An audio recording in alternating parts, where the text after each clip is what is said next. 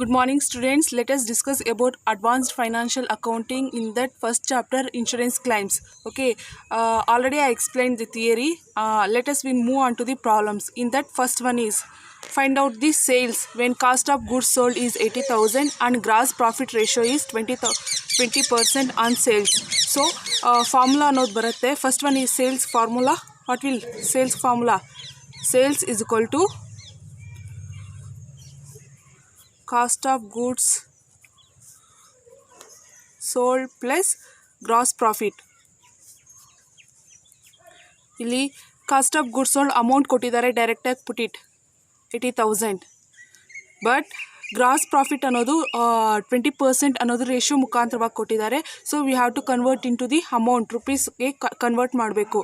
So gross profit is equal to 80,000 into C. Gross profit ratio is 20% on sales. So on sales on cost ಏನಾದರೂ ಕೊಟ್ರಿಗನ I said conversion table ಅನ್ನೋದು ನೀವು convert ಮಾಡ್ಕೊಂಡು ಬರಿಬೇಕು ಅಂತ. So ಸೇಲ್ಸಲ್ಲಿ ಕೊಟ್ಟಿದ್ದಾರೆ, ಸೊ ಕಾಸ್ಟಲ್ಲಿ ಕನ್ವರ್ಟ್ ಮಾಡಬೇಕು. See conversion table I already explain conversion table.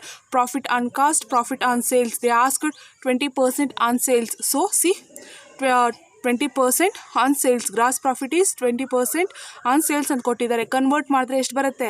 Okay, profit on ಕಾಸ್ಟ್ಗೆ ಕನ್ವರ್ಟ್ ಮಾಡಿದ್ರೆ 25% ಬರುತ್ತೆ. So cost amount 80,000 ಹಾಕ್ಕೊಂಡಿದ್ದೀವಿ into 25%. We have to do that is 80,000 into 25%, that is 20,000 ಬಂತು. ಪುಟ್ 20,000. ಸೊ ನಮಗೆ ಗ್ರಾಸ್ ಪ್ರಾಫಿಟ್ 20,000 ಸಿಕ್ತು. So we can put it here. No gross profit amount that is 20,000. 80,000 plus 20,000 add ಮಾಡಿದ್ರೆ ಎಷ್ಟು ಬರುತ್ತೆ? 1 lakh. So sales is 1 lakh. Answer ಸಿಕ್ತು. So ಇದೇ ರೀತಿ ನಾವು ಫೈಂಡ್ ಔಟ್ ಮಾಡಬೇಕು. They ask to find out the sales.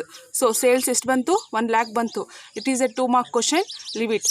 I already explain in previous video. So we got to know 20,000 ಹೆಂಗೆ ಬಂತು, ಅದು ಕನ್ವರ್ಟ್ ಮಾಡಿದ್ರೆ 25% ಹೆಂಗೆ ಬಂತು, ಆಮೇಲೆ 1 lakh ಹೆಂಗೆ ಬಂತು. ಅರ್ಥ ಆಯ್ತಾ? Let us move on to the next question. Next question is ascertain purchases. So ಅವ್ರು ಏನು ಕ್ಯಾಲ್ಕುಲೇಟ್ ಮಾಡಿ ಅಂತ ಹೇಳ್ತಾ ಇದ್ದಾರೆ? ಪರ್ಚೇಸಸ್ ಕ್ಯಾಲ್ಕುಲೇಟ್ ಮಾಡಿ ಅಂತ ಕೇಳ್ತಾ ಇದ್ದಾರೆ.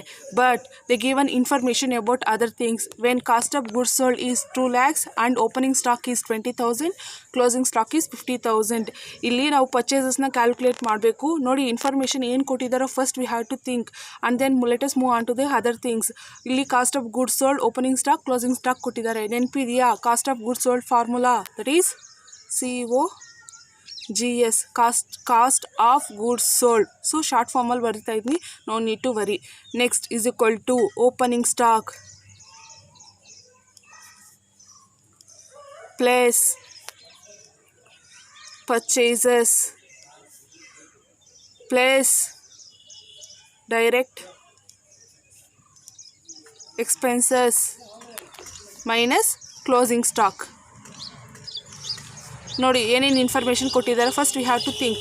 ಫಸ್ಟ್ ಕಾಸ್ಟ್ ಆಫ್ ಗುಡ್ಸ್ ಅವರೇ ಕೊಟ್ಟಿದ್ದಾರೆ. ಅಮೌಂಟ್ ಎಷ್ಟು? 2 lakhs. ನೆಕ್ಸ್ಟ್ ಓಪನಿಂಗ್ ಸ್ಟಾಕ್ ಅವರೇ ಕೊಟ್ಟಿದ್ದಾರೆ. Amount that is 20,000.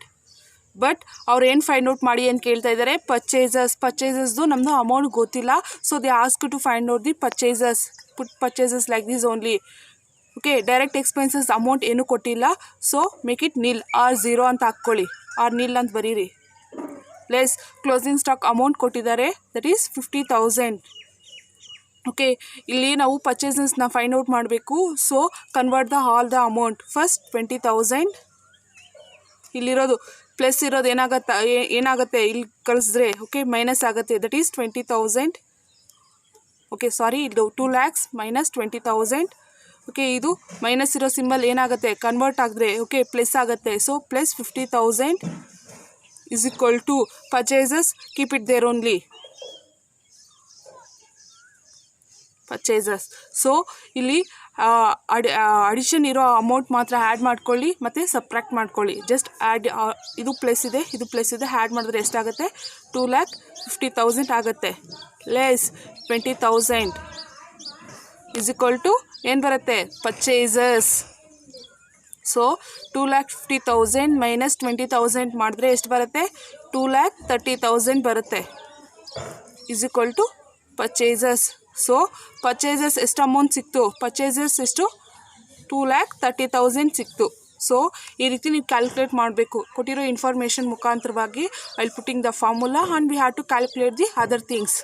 Let us move on to the third question. Okay, in third question, calculate the amount of claim by applying the average class loss of stock by fire is to 4 lakhs. Amount of policy 3,42,000. Total value of stock destroyed by the fire is to 4,56,000. ನೆನಪಿದೆಯಾ? Previous ಕ್ಲಾಸಲ್ಲಿ ನಾನು ಒಂದು formula ಹೇಳಿದೆ. Okay, amount of claim ಅನ್ನೋದು ಒಂದು formula ಹೇಳಿದ್ದೀನಿ. I explain the formula. So remember that. Amount of claim formula ಏನು ಬರುತ್ತೆ? Amount of claim is equal to policy amount into actual loss of stock by fire divided by stock on the date of fire.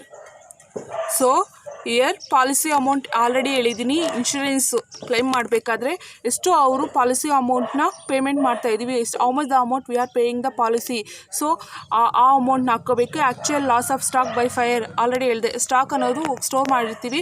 Because of fire we destroy the stock. So actual ಎಷ್ಟು stock ಅನ್ನೋದು ಫೈರಿಂದ destroy ಆಗಿದೆ ಮತ್ತು ಎಷ್ಟು stock store ಮಾಡಿದ್ರಿ. Okay, closing stock ಎಷ್ಟು store ಮಾಡಿರೋದು, ಅದು ಅದರಲ್ಲಿ ಎಷ್ಟು ಫೈರ್ ಆಗಿದೆ ಅನ್ನೋದು ನಾವು ಕ್ಯಾಲ್ಕುಲೇಟ್ ಮಾಡಬೇಕು. ಸೊ ಅವಾಗ ಗೊತ್ತಾಗುತ್ತೆ ಆ್ಯಕ್ಚುಲಾಗಿ ನಾವು ಎಷ್ಟು ಕ್ಲೈಮ್ ಮಾಡಬೇಕು ಅಮೌಂಟು ಇನ್ಶೂರೆನ್ಸ್ ಪಾಲಿಸಿ ಅವ್ರ ಹತ್ರ ಇಂದ ಅನ್ನೋದು ಕ್ಯಾಲ್ಕುಲೇಟ್ ಮಾಡಬೇಕು. First we put policy amount ಅವರೇ ಕೊಟ್ಟಿದ್ದಾರೆ, that is 3,42,000 into actual loss of stock by the fire. ಇಲ್ಲಿದೆ ನೋಡಿ, loss of stock by fire ಅನ್ನೋದು ಎಷ್ಟು? 4 lakhs divided by stock on the date of fire. Total value of stock destroyed by the fire ಎಷ್ಟು? 4,56,000. So ಇಲ್ಲಿ division ಮಾಡಿಕೊಂಡು ಮತ್ತು multiplication ಮಾಡ್ಕೋಬೇಕು. First step is we have to divide, then we have to do multiplication. ನಾನು already formula ಒಂದು ಹೇಳ್ಕೊಟ್ಟಿದ್ದೀನಿ. ಕೆಲವೊಂದು numbers addition, subtraction, multiplication, divisions ಟೈಪಲ್ಲಿ ಏನಾದರೂ ಕ್ಯಾಲ್ಕುಲೇಷನ್ಸ್ ಏನಾದರೂ ಬಂದರೆ first we have to do division and then multiplication and then addition and then subtraction. Okay, ಈ ಒಂದು ಮೆಥಡ್ನ ನೀವು ಫಾಲೋ ಆಗಬೇಕು ಅಂತ ಹೇಳ್ಕೊಟ್ಟಿದ್ದೀನಿ. So we have to do first division, that is 4 lakhs divided by 4,56,000 divide ಮಾಡಿಕೊಂಡು ಮತ್ತೆ ಮಲ್ಟಿಪ್ಲೈ ಮಾಡಿ ಇಂಟು 3,42,000 ಮಾಡಿದ್ರೆ ಎಷ್ಟು ಬರುತ್ತೆ? ದಟ್ ಈಸ್ 2,99,999 ಬಂತು. ಸೊ ರೌಂಡ್ ಫಿಗರ್ ಮಾಡಿ. ರೌಂಡ್ ಫಿಗರ್ ಹೆಂಗೆ ಮಾಡ್ತೀರಾ? ಜಸ್ಟ್ ಆ್ಯಡ್ ಒನ್ ಆ್ಯಡ್ ಮಾಡಿದ್ರೆ ಎಷ್ಟು ಬಂತು? 3 lakhs ಬಂತು. R put it 2,99,999.9. ಸೊ ಇದನ್ನು ನಾವು ರೌಂಡ್ ಫಿಗರ್ ಮಾಡಿದ್ರೆ 3 lakhs ಬಂತು. ಸೊ ಅಮೌಂಟ್ ಆಫ್ ಕ್ಲೈಮ್ ಎಷ್ಟು? Amount of claim is round ಫಿಗರ್ದು amount 3 lakhs.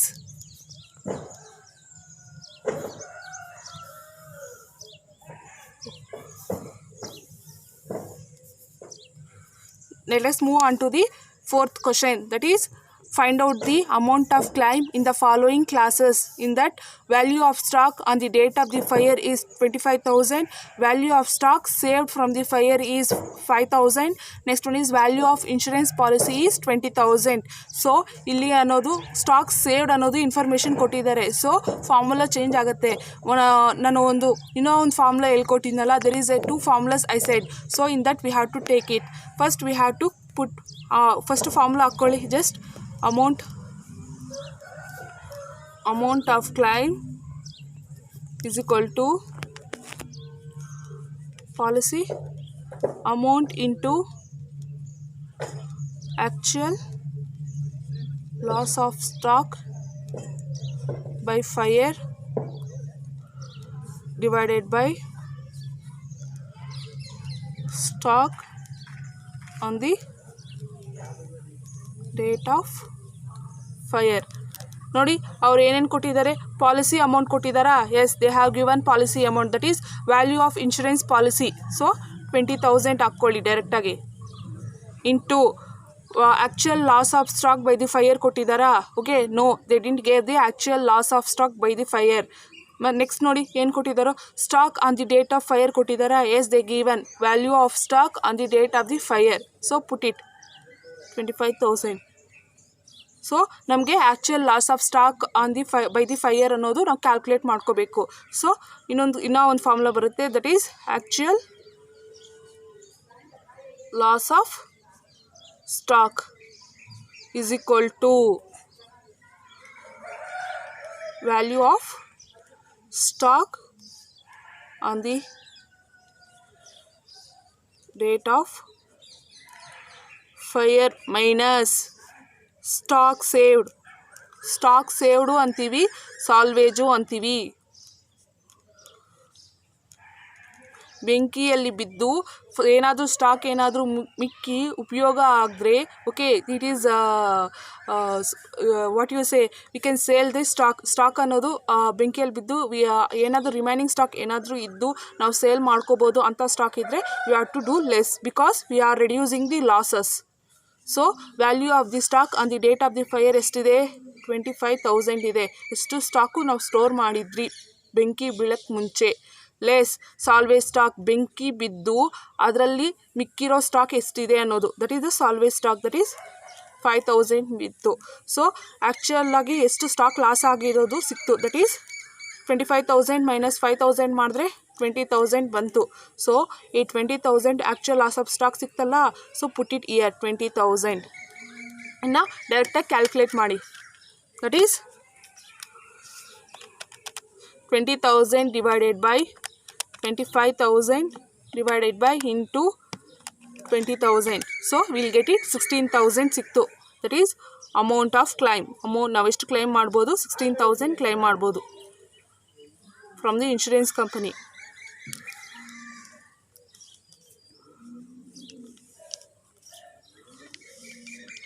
Okay, are you understand? We can move on to the next question. Next question no explain ಮಾಡ್ತೀನಿ. Next question is, given cash sales is 45,000, credit sales is 1,60,000, sales return is 5,000, in gross profit is 40,000. ascertain the gross ratio. So ಅವ್ರು ಏನು calculate ಮಾಡಿ ಅಂತ ಕೇಳಿದ್ದಾರೆ, gross profit ಕೊಟ್ಟಿದ್ದಾರೆ, but calculate the gross ratio ಅನ್ನೋದು. Okay, already formula ಹೇಳಿದ್ನಿ, gross profit ratio is equal to gross profit divided by sales into 100. So put it here.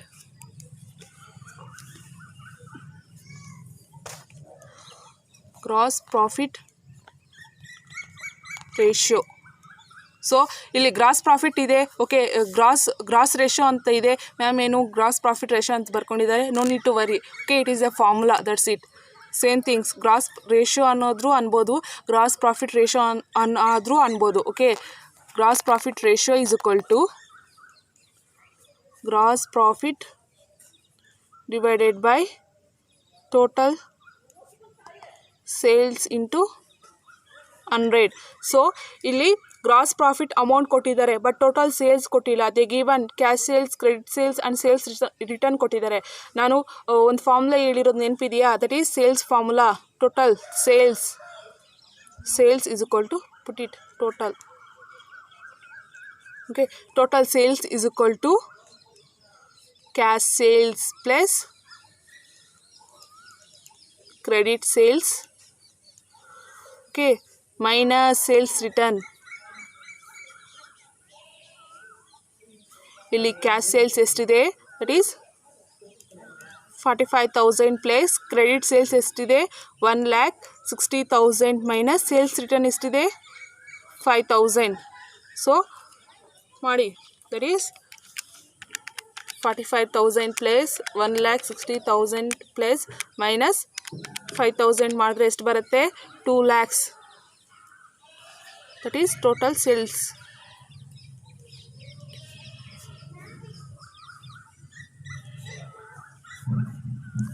Calculate ಮಾಡ್ಬೋದಾ? Okay, gross profit ಎಷ್ಟಿದೆ? 40,000 ಇದೆ.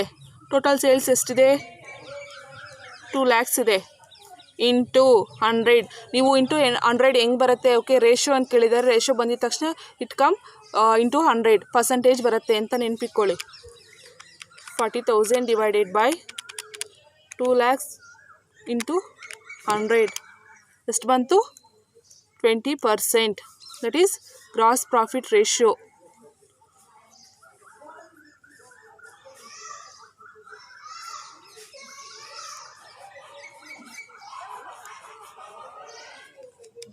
Okay, next question ನಾವು explain ಮಾಡ್ಬೋದಾ? That is 6th one. A fire occurred from on 25th April 2012 in the premises of a company from the following particulars ascertain the amount of claim. So ಇಲ್ಲಿ ಏನು calculate ಮಾಡಿ ಅಂತ ಹೇಳ್ತಾ ಇದ್ದಾರೆ, amount of claim ಎಷ್ಟಿದೆ ಅಂತ ಅಂದ್ಬಿಟ್ಟು calculate ಮಾಡಿ ಅಂತ ಕೇಳ್ತಾ ಇದ್ದಾರೆ. ಸೊ ಇನ್ಫಾರ್ಮೇಷನ್ ಏನೇನು ಕೊಟ್ಟಿದ್ದಾರೆ ಅಂತ ನೋಡಿ. ಸ್ಟಾಕ್ ಆನ್ 1/12/2012 ನೋಡಿ. ಇದು ಓಪನಿಂಗ್ ಸ್ಟಾಕಾ ಕ್ಲೋಸಿಂಗ್ ಸ್ಟಾಕಾ? So it is a opening stock. Next one is wages 1 lakh. Manufacturing expenses that is 50,000. Next one is sales from 1/1/2012. the date of the fire is ಎಷ್ಟು? 7,50,000. So ಎಷ್ಟು sales ಆಗಿದೆ ಅಂತ date of the fire, that is 7,50,000 ಇದೆ. Next one is purchases ಎಷ್ಟಿದೆ? 5 lakhs ಇದೆ. So ಇಲ್ಲಿ ಏನು ಕೊಟ್ಟಿದ್ದಾರೆ? ಗ್ರಾಸ್ ಪ್ರಾಫಿಟ್ ರೇಷಿಯೋ ಕೊಟ್ಟಿದ್ದಾರೆ ನೋಡಿ. ನಾನು differences between the gross profit ratio and gross profit ratio on sales. So ಇಲ್ಲಿ ಗ್ರಾಸ್ ಪ್ರಾಫಿಟ್ ರೇಷಿಯೋ ಕೊಟ್ಟು ಪರ್ಸಂಟೇಜ್ ಕೊಟ್ಟು ಆನ್ ಸೇಲ್ಸ್ ಏನಾದರೂ ಕೊಟ್ಟರೆ ಕನ್ವರ್ಷನ್ ಟೇಬಲ್ ಹಾಕ್ಕೋಬೇಕು. ಬಟ್ ಅವರು ಇಲ್ಲಿ ಏನು ಕೇಳಿದ್ದಾರೆ? ಗ್ರಾಸ್ ಪ್ರಾಫಿಟ್ ರೇಷಿಯೋ 15% ಮಾತ್ರ ಕೇಳ್ತಾ ಇದ್ದಾರೆ. ಆನ್ ಕಾಸ್ಟ್ ಕೇಳಿಲ್ಲ, ಸೇಲ್ಸ್ ಅನ್ನೋದು ಕೇಳಿಲ್ಲ. ಕಾಸ್ಟ್ ಆದರೂ ಕೇಳಿ, ಸೇಲ್ಸ್ ಆದರೂ ಕೇಳಿದ್ರೆ we have to convert. So ಅವರು ಆನ್ ಕಾಸ್ಟು ಆನ್ ಸೇಲ್ಸು ಏನು ಕೇಳಿಲ್ಲ. ಸೊ ಡೈರೆಕ್ಟ್ಲಿ ಪುಟ್ 15% ಆನ್ ಹಾಕ್ಕೊಂಡು ನಾವು ಮಾಡಬೇಕು. ಸೇಲ್ಸ್ ಮೇಲೆ 15% ಮಾಡ್ಕೋಬೇಕು. ಸೊ ಈ ಟ್ರಿಕ್ಸ್ ಅನ್ನೋದು ನೆನಪಿಟ್ಕೊಳ್ಳಿ. Okay, well calculating the things. Okay, put it. ನಾನು ಆಲ್ರೆಡಿ ಹೇಳಿದ್ದೀನಿ, ಟ್ರೇಡಿಂಗ್ ಅಕೌಂಟ್ಗೂ ಮೆಮೊರಾಂಡಮ್ ಆಫ್ ಟ್ರೇಡಿಂಗ್ ಅಕೌಂಟ್ಗೂ ಡಿಫ್ರೆನ್ಸಸ್ ಬಿಟ್ವೀನ್. ಓಕೆ, ಟ್ರೇಡಿಂಗ್ ಅಕೌಂಟ್ಗೂ ಅದು ಮಾಡಬೇಕಾದ್ರೆ okay opening stock closing stock ಕೊಡ್ತಾಯಿದ್ರು. ಬಟ್ ಮೆಮೊರಾಂಡಮ್ ಆಫ್ ಟ್ರೇಡಿಂಗ್ ಅಕೌಂಟ್ಗೂ ಅಕೌಂಟ್ ಮಾಡಬೇಕಾದ್ರೆ ಓನ್ಲಿ ಓಪನಿಂಗ್ ಸ್ಟಾಕ್ ಮಾತ್ರ ಕೊಡ್ತಾರೆ. ಕ್ಲೋಸಿಂಗ್ ಸ್ಟಾಕ್ ಅನ್ನೋದು ಬ್ಯಾಲೆನ್ಸಿಂಗ್ ಫಿಗರ್ ಬರುತ್ತೆ ಅಂತ. ಸೊ ಈ ಪ್ರಾಬ್ಲಮ್ ಓಪನಿಂಗ್ ಸ್ಟಾಕ್ ಮಾತ್ರ ಕೊಟ್ಟಿದ್ದಾರೆ. ಏನು ಬರ್ಬೋದು? So it will come memorandum of trading account ಬರುತ್ತೆ. Put it the format. Debit, credit, heading ಏನು ಬರುತ್ತೆ? Memorandum of trading account.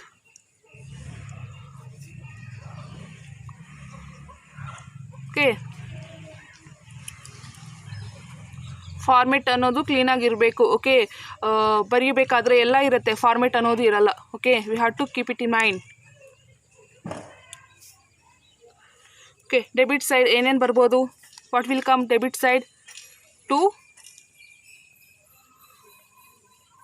opening stock. Opening stock ಎಷ್ಟಿದೆ? That is 1,25,000.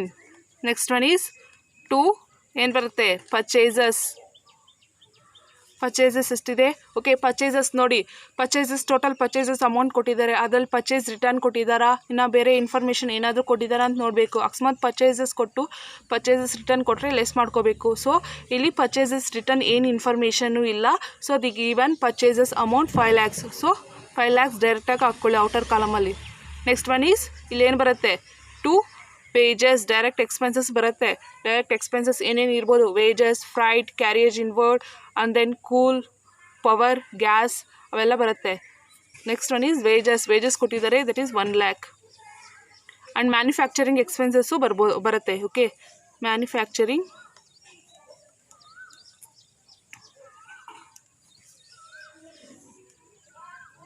Expenses that is 50,000. So gross profit, last one is gross profit to gross profit account ನಾವು calculate ಮಾಡ್ಕೋಬೇಕು. Percentage ಕೊಟ್ಟಿದ್ದಾರೆ, ಆ percentage ಕೊಟ್ಟು on sales on cost ಕೊಟ್ಟಿಲ್ಲ. So conversion table ಈ ಪ್ರಾಬ್ಲಮಲ್ಲಿ ಬರೋದಿಲ್ಲ. ನೆಕ್ಸ್ಟ್ ಕ್ರೆಡಿಟ್ ಸೈಡ್ ನೋಡಿ. ಬೈ ಸೇಲ್ಸ್ ಸೇಲ್ಸ್ ಎಷ್ಟು ಕೊಟ್ಟಿದ್ದಾರೆ 7,50,000 ಕೊಟ್ಟಿದ್ದಾರೆ ಬಟ್ ರಿಟರ್ನ್ ಏನಾದರೂ ಕೊಟ್ಟಿದ್ದಾರಾ no next one is by closing stock ನಾನು ಹೇಳಿದೆ ಈ ಪ್ರಾಬ್ಲಮಲ್ಲಿ ಮೆಮೊರಾಂಡಮ್ ಆಫ್ ಟ್ರೇಡಿಂಗ್ ಅಕೌಂಟಲ್ಲಿ ಬ್ಯಾಲೆನ್ಸಿಂಗ್ ಫಿಗರ್ ಏನು ಬರುತ್ತೆ ಕ್ಲೋಸಿಂಗ್ ಸ್ಟಾಕ್ ಅನ್ನೋದು ಬರುತ್ತೆ ಅಂತ ಹೇಳಿದೆ okay so we have to calculate the gross profit ನಮ್ಮ ಗ್ರಾಸ್ ಪ್ರಾಫಿಟ್ ಎಷ್ಟು ಬಂದಿದೆ ಅಂತ ಗೊತ್ತಿಲ್ಲ we have to calculate the gross profit ಎಷ್ಟಿದೆ ಓಕೆ ನಾನು ಗ್ರಾಸ್ ಪ್ರಾಫಿಟ್ ಯಾವ್ದ್ರ ಮೇಲೆ ಕ್ಯಾಲ್ಕುಲೇಟ್ ಮಾಡಿ ಅಂತ ಹೇಳಿದ್ದೀನಿ ಸೇಲ್ಸ್ ಮೇಲೆ ಸೇಲ್ಸ್ ಅಮೌಂಟ್ ಹಾಕ್ಕೊಳ್ಳಿ 7,50,000 ಇಂಟು ಯಾಕೆ ಕನ್ವರ್ಟ್ ಮಾಡಲ್ಲ ಅಂತ ಹೇಳ್ತಾ ಇದ್ದೀನಿ because the didn't given on sales on profit on cost ಅನ್ನೋದು ಕೊಟ್ಟಿಲ್ಲ ಸೊ ಓನ್ಲಿ 15% 7,50,000 ಇಂಟು 15% ಮಾಡಿದ್ರೆ ಎಷ್ಟು ಬರುತ್ತೆ ದಟ್ ಈಸ್ 1,12,500 ಬರುತ್ತೆ next add it debit side ಜಾಸ್ತಿ ಇದೆ ಕ್ರೆಡಿಟ್ ಸೈಡ್ ಕಡಿಮೆ ಇದೆ ಕ್ರೆಡಿಟ್ ಸೈಡಲ್ಲಿ ಬ್ಯಾಲೆನ್ಸಿಂಗ್ ಫಿಗರ್ ಹಾಕ್ಕೋಬೇಕು ಸೊ ಆ್ಯಡ್ ಮಾಡ್ಕೊಳ್ಳಿ ಡೆಬಿಟ್ ಸೈಡ್ ಇರೋ ಅಮೌಂಟ್ಸ್ ಎಲ್ಲ ಓಪನಿಂಗ್ ಸ್ಟಾಕ್ ಎಷ್ಟಿದೆ 1,25,000 ಪ್ಲಸ್ ಪರ್ಚೇಸಸ್ ಎಷ್ಟಿದೆ 5 lakhs ಪ್ಲಸ್ ವೇಜಸ್ ಎಷ್ಟಿದೆ 1 lakh ಪ್ಲಸ್ ಮ್ಯಾನುಫ್ಯಾಕ್ಚರಿಂಗ್ ಎಕ್ಸ್ಪೆನ್ಸಸ್ ಎಷ್ಟಿದೆ 50,000 ನೆಕ್ಸ್ಟ್ ಗ್ರಾಸ್ ಪ್ರಾಫಿಟ್ ಎಷ್ಟಿದೆ 1,12,500 ಇದೆ ಸೊ ಟೋಟಲ್ ಎಷ್ಟು ಬಂತು ಟೋಟಲ್ 8,87,500 ಬಂತು 8,87,500 ಬಂತು ಸೊ ಲೆಸ್ ಮಾಡಿಕೊಂಡ್ರೆ 7,50,000 ವಿಲ್ ಗೆಟ್ ಇಟ್ 1,37,500 ಸಿಕ್ತು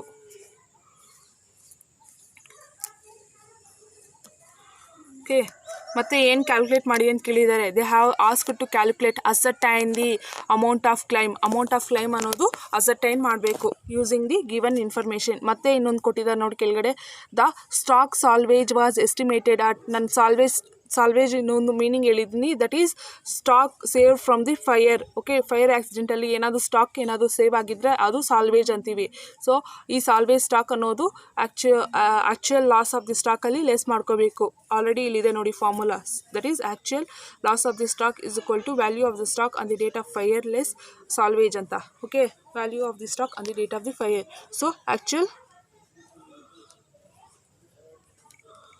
loss of stock is equal to value of stock on the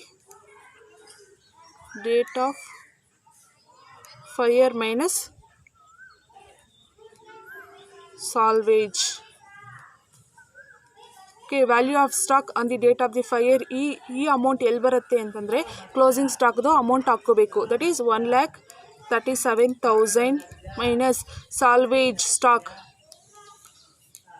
stock ಎಷ್ಟಿದೆ ಅಲ್ಲಿ ಅವರೇ ಕೊಟ್ಟಿದ್ದಾರೆ ದಟ್ ಈಸ್ 37,500 ಲೆಸ್ ಮಾಡಿಕೊಂಡ್ರೆ 37,500 minus 37 okay 1,37,000 minus 37,500 that is 99,500 ಸಿಕ್ತು ಇದು ಬಂದ್ಬಿಟ್ಟು ಆ್ಯಕ್ಚುಯಲ್ ಲಾಸ್ ಆಫ್ ಸ್ಟಾಕ್ ಎಲ್ಲರೂ ಕ್ಯಾಲ್ಕುಲೇಟ್ ಮಾಡೋಕ್ಕಾಗತ್ತೆ remaining we cannot calculate because policy amount ಕೊಟ್ಟಿಲ್ಲ ಆಮೇಲೆ stock on the date of fire ಕೊಟ್ಟಿಲ್ಲ ಸೊ ವಿ ಹ್ಯಾವ್ ಇಷ್ಟವರೆಗೂ ಕ್ಯಾಲ್ಕುಲೇಟ್ ಮಾಡೋಕ್ಕಾಗುತ್ತೆ so it is a complete problem okay thank you everyone for the listening this video